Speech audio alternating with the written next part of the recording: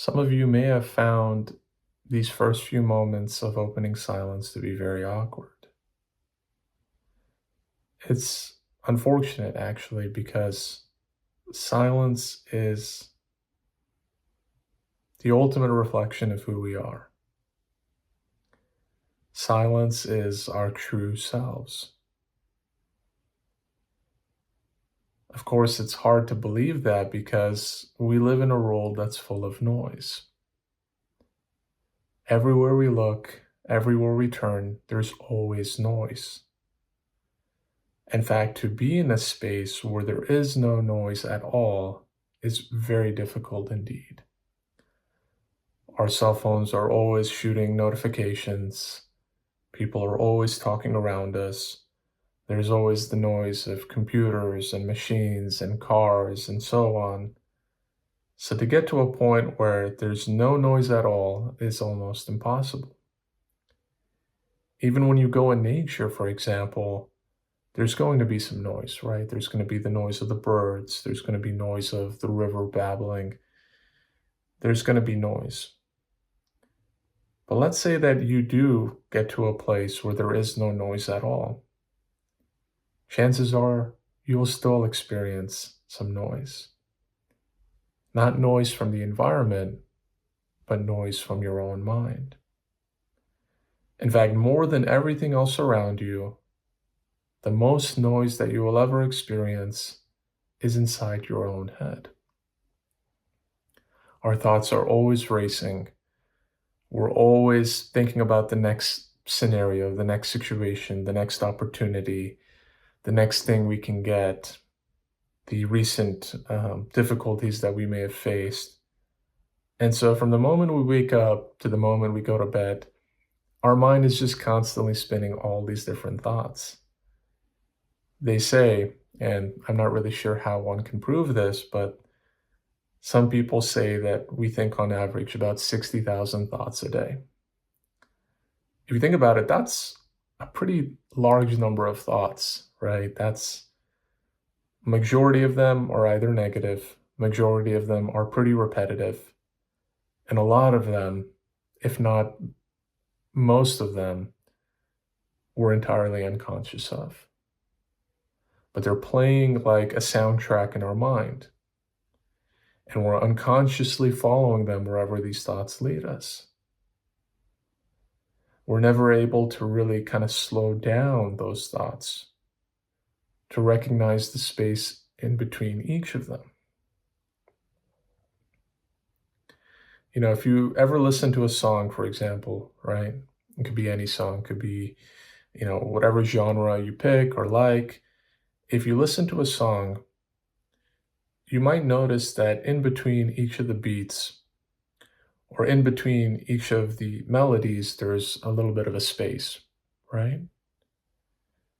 Well, without that space, there could be no music at all. Music consists of not only notes, but also the spaces between the notes and understanding how long those spaces can occur. Now, if you've noticed in this video and how I speak, I've intentionally tried to create these spaces. Part of it is because I probably can't talk a million miles per minute, but the other part is that these spaces sometimes help us slow down in life. They help us to kind of just turn our attention inward because our entire focus is always outward. We're always focused on whatever is ahead of us and in front of us and around us. But very rarely do we spend the time to actually go within. Some of us do a great job. We'll meditate, we'll practice mindfulness, we'll have various different routines to try to connect inward. But a lot of the times, even after doing these types of practices, we might still find that we have a pretty noisy mind. We haven't really achieved a level of silence that can get us that peace and clarity and awakening that most of us seek. And so this video really is just exploring how we can achieve that silence. How can we get to that place, which is kind of like our private sanctuary, or a private garden where no thought, no influence, nothing can come in and disturb. And one thing that I've found that has worked really well for me is being able to ask myself certain questions and getting to the root of those questions. I recently came across and actually did a video on this about Ramana Maharshi. He had a meditation where he asks people to reflect on the question, who am I? Now, this is obviously a question that you probably have asked yourself multiple times throughout life, and it may seem like a very, on the surface question, but if you think about it, this question can lead you to that silence within. If you ask yourself, who am I? And you really reflect on it, then you'll be able to eventually get to the core of who you actually are, which, by the way, is that silence. You are not anything that changes. You are not anything that comes and goes. So if that's the case, then think about all the things that come and go. Your thoughts, do they come and go? Of course they do. So you can't be your thoughts. What about your emotions? Your emotions also come and go.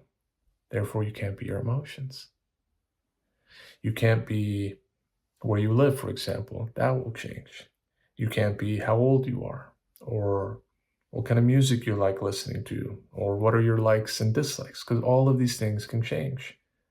We take great pride in things like our our faith, for example, or who we identify with from a political standpoint, but these are things that all change. What doesn't change, however, is the eternal essence within, the core of who we are, behind all of these different layers, behind all of these different personality, these likes and dislikes, this sort of narrative that we've accepted about ourselves unconsciously all these years. And what I want you to do now is to start peeling back those layers. Peel all of those layers until there is nothing left, until there is just emptiness or silence. If you think of your life as a song, take out every single note from that song and then see who you really are. Now, this is something that obviously takes time and patience and dedication to do, right? It's not like if you just sit down today and ask yourself, who am I, that you'll necessarily achieve that silence. But what I'm hoping is that you at least get a glimpse of it, right? Because it all starts with that initial spark. No fire can start without that initial spark. And I ultimately want you guys to have that fire that keeps you sustained throughout your entire life. But in order for that to happen, you must first find that spark. You must first find that initial moment of silence so that you know for yourself that it actually does exist. It's one thing to listen to me or listen to someone else tell you about how you can become calm and how you can become silent and achieve inner peace and so on and so on. But I actually want you to experience that for yourself. And I'm not limiting you in any way to do that, right? There's obviously various techniques to do that. I mentioned just one way, which is obviously the Who Am I meditation or inquiry. But there are, of course, countless different ways that you can explore the silence within. Just to give you a couple of different examples that may help you. Obviously, meditation is the more common one, but I also like engaging in different creative pursuits. So, for example, reading poetry, listening to poetry. Sometimes, even though there's words, even though there's noise, sometimes a poem can take me so deep that I just block out everything and I'm able to achieve that silence. Another thing that has worked really well for me is just being in nature. Nature has this wonderful quality where no matter how much our civilizations grow, no matter how much our technology grows, no matter how much our world grows, there will always be a place that's raw and untouched and just full of natural beauty, full of God's beauty. And when you find yourself truly in those moments of nature, not trying to take selfies or not trying to take pictures, but just basking in the moment itself, then you will see that there is an incredible ability to be silent, to be in awe of what is around you. So I hope that you take some time today to maybe jot down a couple of ways that you can cultivate this silence. Silence is ultimately everything. There's a quote by Rumi actually where he says, "Silence is the language of God. All else is a poor translation." If you really want to connect with God, if you really want to know who you are, if you really want to live your best life, then it would be best if you learn how to cultivate that silence, how to experience that silence. Now, this silence is not something that you have to gain because the silence is already who you are. That's the part that I think some of us might not fully understand in the beginning. Yes, it might seem that you're working towards that silence, but in actuality, you're just removing all the things that have blocked that silence, right? If the sun is shining in the morning when you get up, you putting on the blinds or you removing the blinds doesn't mean you've created the sun. The sun was always there, but you just had the blinds closed. So now is the time to open those blinds, to let the sunlight come through, to let the silence come through, the silence that you already are. So I hope you enjoyed this video, and I hope that it inspired you to find the silence within.